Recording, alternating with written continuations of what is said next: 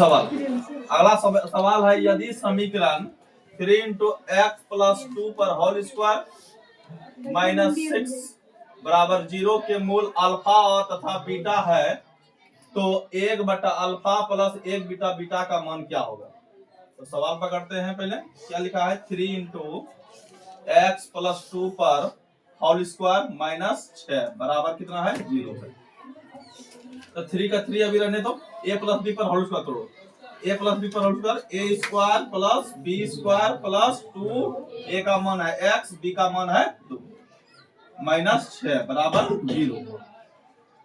तो 3 into x square plus 2 दूनी 4 plus 2 दूनी 4x अब माइनस 6 बराबर 0। ये 3 को अंदर कर दो। अब तो 3 को अंदर करेंगे सभी में गुना हो जाएगा, 3 का 3x स्क्वायर होगा, अब प्लस 3 चौक 12, अब प्लस क्या होगा 4 तिया 12x माइनस 6 बराबर 0। तो 3x स्क्वायर, अब देखो 12x पहले लिखो, 12 में 6 का कितना बचेगा, 6 बचेगा बराबर 0। मतलब हम कह सकते हैं a का मान कितना 3, b का मान कितना 12 और c का मान कितना 6। मान किसका निकालना है, निकालना है हमको 1 बटा अल्फा प्लस 1 बटा बीटा, यानी मान निकालना है।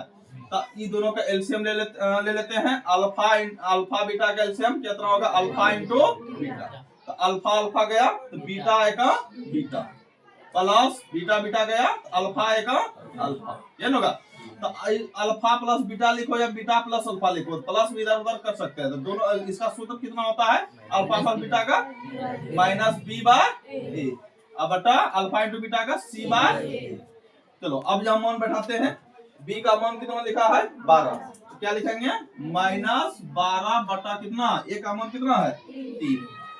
अब नीचे में c का मान कितना है 6, अब बटा कितना 3। चलो यहाँ कटेगा 3 चौके 12, 3 दूनी 6, ये होगा। अब देखो ऊपर में कितना बचा माइनस 4, अब बटा नीचे में कितना बचा 2, तो 2 दूनी 4, तो आंसर क्या होगा हमारा माइनस